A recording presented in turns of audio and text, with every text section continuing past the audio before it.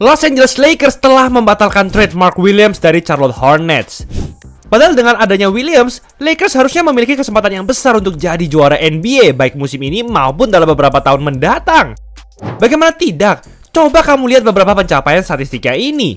Pasti ia akan jauh bermain lebih mengerikan di samping LeBron dan Doncic, bukan? Williams juga bertinggi 213 cm. Dan dengan tangannya yang sangat panjang, ia mencatatkan rekor wingspan terjauh di NBA dengan hampir 3 meter. Wow! Itu bahkan jauh lebih tinggi dibandingkan Wembanyama yang badannya seperti Slenderman dan yang sering ngeblok musuh tanpa loncat. Tapi kenapa Lakers gak jadi mengambil Williams? Bukannya ia adalah center yang sangat produktif yang seharusnya menggantikan posisi Anthony Davis. Apalagi usianya masih muda, yaitu 23 tahun saja. Apakah Lakers justru nggak mau punya dinasti baru? Atau apakah Lakers merahasiakan sesuatu yang jauh lebih mengerikan dibandingkan mengambil Williams? Kamu bakal shock mendengar alasan dibalik pembatalan trade yang mengejutkan ini.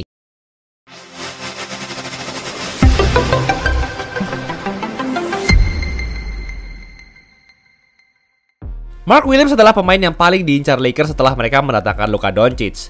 Kehadirannya sungguh-sungguh menjawab semua kekurangan Lakers untuk membawa pulang gelar juara selama 10 tahun ke depan.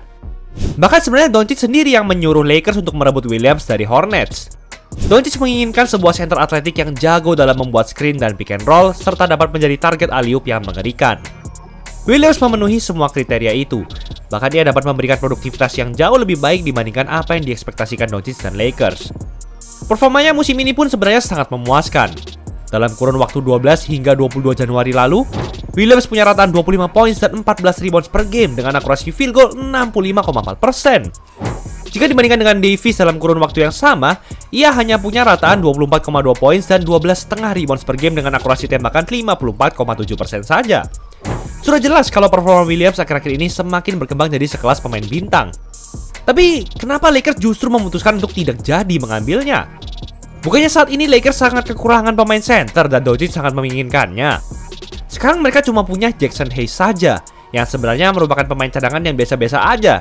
Dan jika ia dimasukkan ke dalam starting line up, sepertinya terlihat mengkhawatirkan karena ia bisa saja dibantai habis-habisan oleh bintang center lainnya. Menggantinya dengan merekrut Alex Len pun tidak mengatasi apapun karena musim ini ia hanya mencatatkan rataan 1,4 points dan 1,8 rebounds per game saja. Seakan-akan ia sama sekali tidak bisa memberikan pengaruh positif di lapangan. Talenta dan fisik yang dimiliki Williams juga sangat langka. Ditambah dengan usianya yang masih muda, bukannya ia sudah berada di posisi yang pas untuk digabungkan dengan dominasi Doncic nantinya. Dan sebenarnya siapa yang patut disalahkan atas kegagalan trade ini? Karena gilanya, baru-baru ini Lakers dan Hornets sama-sama saling menyalahkan atas terjadinya situasi canggung ini. Untuk menjawab semua itu, kita harus menggali jejak karir Mark Williams lebih dalam lagi. Dan kamu bakal shock karena ada beberapa hal gila yang selama ini belum kamu ketahui tentang dirinya. Williams dipilih oleh Hornets pada urutan pick 15 di NBA Draft 2022. Williams mulai dipercaya sebagai seorang starter pada pertengahan musim pertamanya di NBA ketika Hornets memutuskan untuk melepas Mason Plumlee.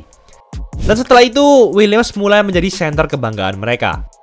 Pada musim keduanya, performa Williams semakin meningkat yang awalnya hanya 9 points dan 7 rebounds per game saja pada musim lalu, langsung menjadi 12,7 points dan 9,7 rebounds per game.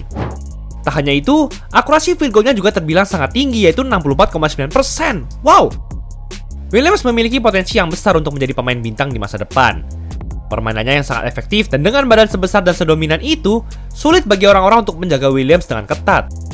Ia pun berhasil membuktikan perkembangan kemampuannya musim ini dengan rataan 15,6 points, 9,6 rebounds, dan 1,2 blocks per game. Williams dapat diandalkan untuk menjadi mesin double-double di lapangan. Ia pun konsisten untuk memberikan aksi yang impresif di sisi offense dan defense. Performa Williams yang tak berhenti untuk meningkat ini akhirnya mencuri perhatian Doncic dan Lakers. Dan untuk bermain dengan potensi setinggi Williams, sebenarnya Lakers memberikan tawaran yang cukup murah dengan hanya memberikan rookie Dalton Knecht dan Cam Reddish yang sedang menjalani musim terburuk sepanjang karirnya di NBA dan ditambah dengan 1 first round pick saja. Tapi anehnya, bukannya merasa senang karena telah mendapatkan pemain yang sesuai dengan kriteria dari harapan mereka, Lakers justru secara mendadak ingin membatalkan trade ini. Keputusan Lakers ini tentu bukan tanpa alasan dan kamu pasti bakal terkejut setelah mengetahui seberapa besar pertimbangan yang harus dipikirkan Lakers. Beberapa hari setelah trade itu diresmikan, Lakers malah merasa kalau apa yang mereka berikan itu terlalu mahal. Itu karena Williams gagal memenuhi ekspektasi Lakers ketika kebugaran fisiknya diperiksa. Di balik kehebatan Williams bersama Hornets, ada satu kenyataan pahit yang harus ia jalani. Williams merupakan seorang pemain yang mudah cedera. Selama 3 tahun berkarir di NBA, Williams hanya bermain dalam 85 dari 217 kemungkinan pertandingan. Artinya, ia sudah absen sekitar 60% dari total pertandingan yang ia bisa hadiri bersama Hornets. Lebih banyak cederanya dibandingkan sehatnya, gila nggak tuh? Williams sering menderita cedera di beberapa bagian tubuhnya dalam karir mudanya ini. Pada musim pertamanya, Williams hanya bermain dalam 43 pertandingan saja karena ia menderita cedera ankle dan jempol tangan. Bahkan ia harus menjalani operasi untuk memperbaiki jempolnya itu. Catatan kehadirannya pun semakin mengkhawatirkan pada musim 2023-2024 dengan hanya 19 pertandingan saja. Lagi-lagi karena cedera, kali ini pada punggungnya. Dan pada musim ini, Williams menderita cedera kaki yang membuatnya harus absen dalam 20 pertandingan pertama Hornets. Semua cedera itu tentu merupakan mimpi buruk bagi Williams yang merupakan seorang center. Sebab model permainannya harus lebih sering mengandalkan adu fisik dengan siapapun yang menjaganya. Dengan riwayat cedera yang panjang dan mengkhawatirkan ini, Lakers merasa bahwa Williams sepertinya tidak dapat dipercaya untuk menjadi starting center yang konsisten untuk 5 hingga 10 tahun ke depan. Sebab, apa gunanya jika mereka mempunyai center yang sangat bertalenta, tapi hanya dapat bertahan selama beberapa pertandingan saja selama semusim sebelum kembali mengalami cedera? Anthony Davis saja yang sudah terkesan sangat rapuh dengan segala cederanya saja, jadi terlihat jauh lebih sehat dibandingkan Williams.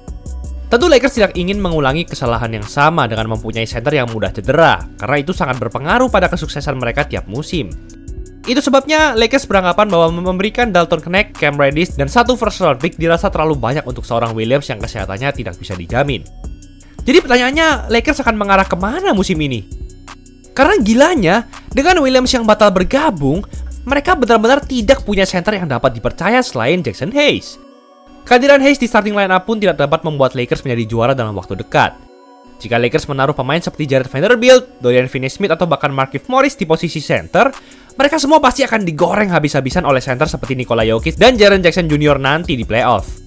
Lakers sejauh ini memang sedang bermain solid dengan menduduki peringkat 4 di wilayah barat per 11 Februari 2025. Namun saat playoff tiba, kelemahan Lakers masih bisa terekspos secara memalukan jika mereka tidak segera mengontrak center yang solid. Saat ini, Lakers masih bisa mendapatkan Mo Bamba, Daniel Theis, ataupun Larry Nance Jr. melalui buyout market.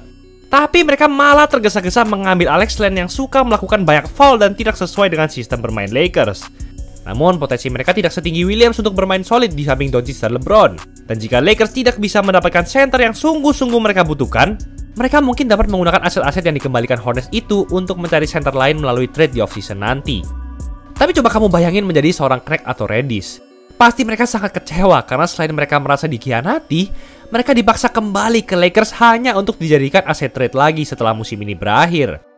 Bagaimanapun, ternyata bursa transfer pemain musim ini tidak sepenuhnya berjalan mulus bagi Lakers.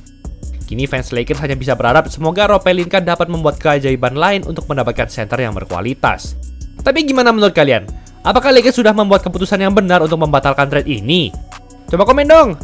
Itulah episode kali ini. Cuma di bulan Februari, custom jersey sesuka hati cuma 70.000 per setel. Gas, cek out aja di Easy Sportswear.